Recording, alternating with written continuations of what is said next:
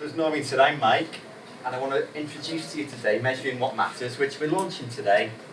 It's a simple tool to help you ask the right questions of the right people in the right way, and we hope you're all really going to like it.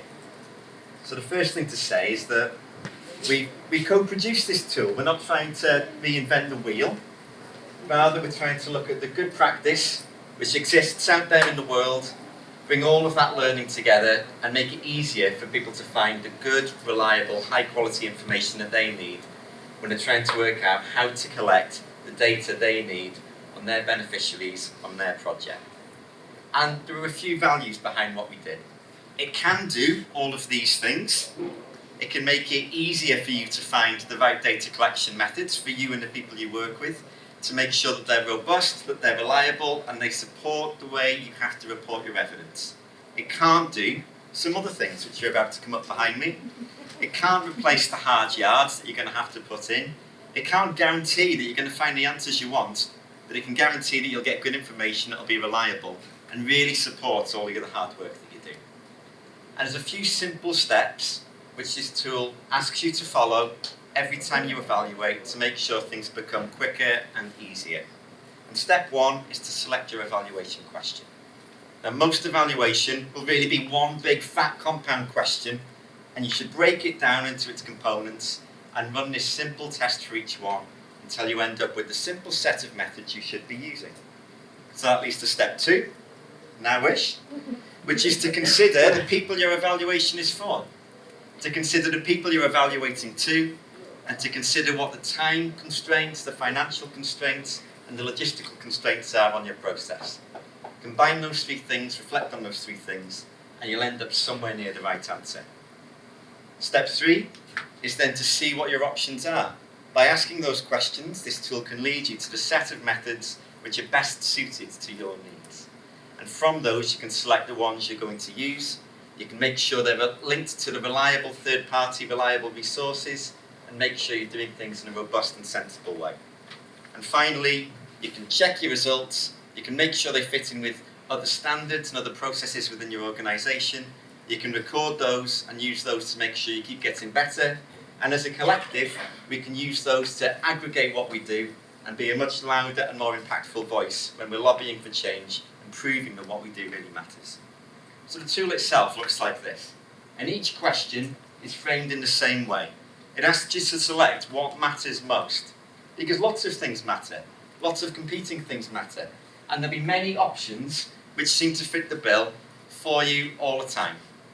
But by focusing on what matters most, you'll reach the data collection methods which matter most and are most appropriate for you, for the people you work with, for the people you have to evaluate to, and also the ones which are most appropriate given the time constraints, the financial constraints, and the logistical constraints. So by finding the option that meets your needs best, for people, for purpose, for process, you'll end up with a 3-letter code.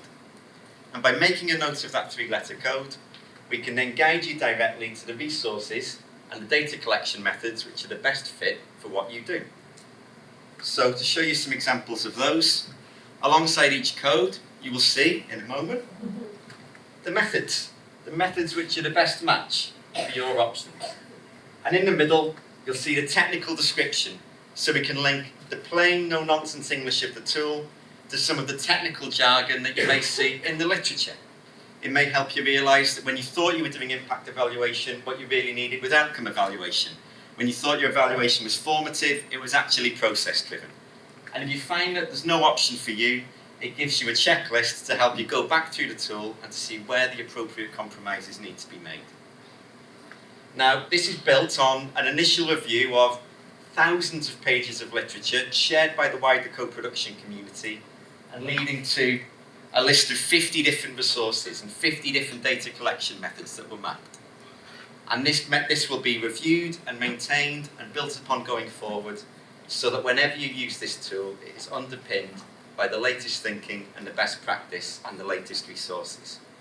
And this checklist is a helpful way to make sure you're happy with the result you've come up with, that your industry standards, that your data protection standards, and that even the evidence standards from Nesta themselves can be mapped against what you've selected, so that we can prove to the people who we need to prove it to that we're always doing a good job. And to make this easy and accessible and handy for everyone, if you're someone who likes to keep something on your bookshelf and pull it out when you need to get your creative juices flowing, inside your CoPro bags you'll find this screen document which you can flick through, and 5 minutes after opening it, you'll know where the references are that you need to be thinking about. If you're the sort of person who likes to get up from the desk, have a stretch, walk over to the whiteboard, we've made some posters in English and in Welsh where you can quickly follow the arrows to find out which of the thousands of pages we read through to review this are the ones you need to hone in on to get the instructions on the methods you should be using to collect your data. And if you're somebody who likes to save some time when you're on the train, then you can go on your phone, go to the co-production knowledge base, and in 3 clicks you can be led to a method which previously might have taken a whole night of Googling to find. And this is all underpinned by the co-production knowledge base. So on there you'll find short and succinct descriptions of every method which is included within the tool, links to the codes you'll find on your posters and in your booklets, and a reference not only to the third-party resource, the reliable resource which gives the instruction, but the page within the resource too.